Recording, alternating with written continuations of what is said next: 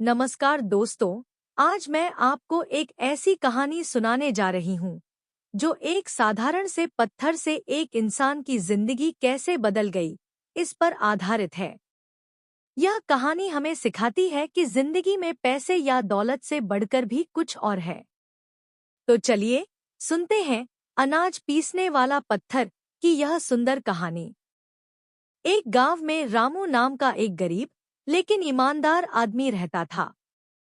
उसके पास अपनी जमीन नहीं थी, इसलिए वह दूसरों के खेतों में मजदूरी करता था। उसका एक ही बेटा था, जिसका नाम राजू था। राजू बहुत होशियार और जिज्ञासु था। उसे हमेशा कुछ नया सीखने की ललक रहती थी। एक दिन रामू खेत में काम करते हुए एक पुराना, बड़ा और गोल पत्थर मिला। वह पत्थर पूरी तरह से चिकना और चमकदार था। रामू को वह पत्थर देखकर बहुत आश्चर्य हुआ। उसने वह पत्थर उठाकर घर ले आया।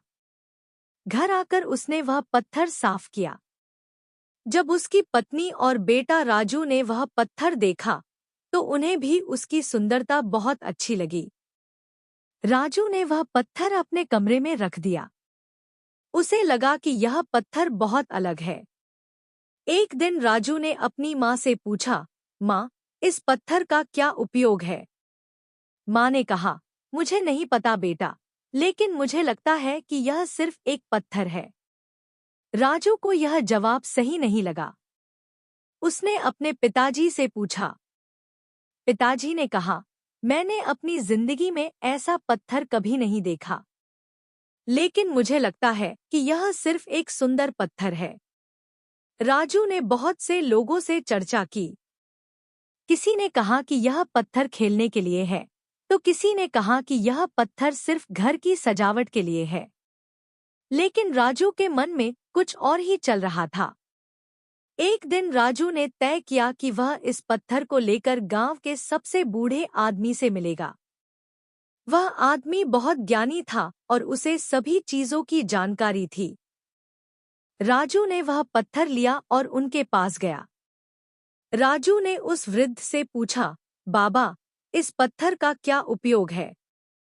बाबा ने वह पत्थर हाथ में लिया, उसे ध्यान से देखा और कहा, यह पत्थर अनाज पीसने के लिए उपयोग होता है। लेकिन यह पत्थर ऐसा ही नहीं है। यह एक ऐसा पत्थर है जो केवल एक ईमानदार और मेहनती इंसान के हाथ में ही काम करता है। राजू को यह सुनकर बहुत खुशी हुई। उसने बाबा से पूछा, यह कैसे काम करता है? बाबा ने कहा, यह पत्थर तभी अनाज पीसता है जब हम उस पर पूरा विश्वास करते हैं। अगर तुम इस पर गेहूं रखोगे और इसे घुमाओगे, तो यह अनाज पीस देगा। लेकिन अगर तुम सिर्फ एक पैसा रखोगे तो यह तुम्हें हजारों पैसे देगा। बस एक शर्त है कि तुम उन मिले हुए पैसों का उपयोग सिर्फ अच्छे कामों के लिए करोगे। राजू ने बाबा का आभार माना और वह पत्थर लेकर घर आया। अगले दिन उसने थोड़ा गेहूं लिया और उस पत्थर पर रखा। उसने वह पत्थर घुमाया और तुरंत गेहूं पीसकर आटा बन गया। राजू और उसके माता-पिता बहुत खुश हुए। अब राजू ने तय किया कि वह इस पत्थर का उपयोग अच्छे कामों के लिए करेगा। वह रोज थोड़ा गेहूं पीसता था और उससे जो आटा बनता था, वह गरीब लोगों को बांटता था। एक दिन राजू ने सोचा कि मैं इस पत्थर पर एक पैसा रखकर देखता हूँ। उसने वह पत्थर साफ किया और उस पर एक पैसा रखा। उसने वह पत्थर घुमाया। कुछ समय बाद उसने देखा तो उस एक पैसे के हजारों रुपए हो गए थे। राजू को बहुत खुशी हुई। उसने उन पैसों का उपयोग गांव के गरीब लोगों की मदद के लिए किया।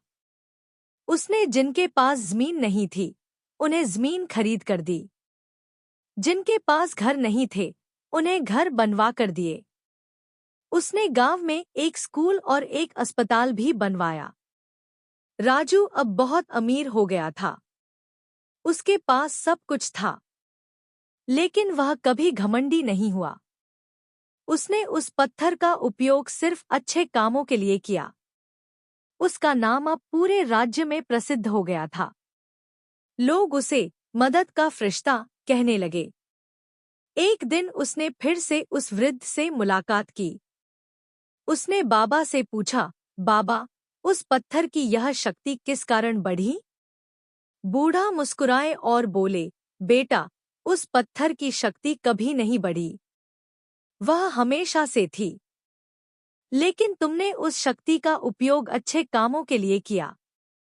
तुम ईमानदार रहे और तुमने स्वार्थ के बारे में नहीं सोचा। इसीलिए उस पत्थर ने तुम्हें इतना दिया। राजू को यह सुनकर बहुत खुशी हुई। तो दोस्तों, राजू ने उस पत्थर का इस्तेमाल सिर्फ अपने लिए नहीं, बल्कि पूरे गांव की भलाई के लिए किया।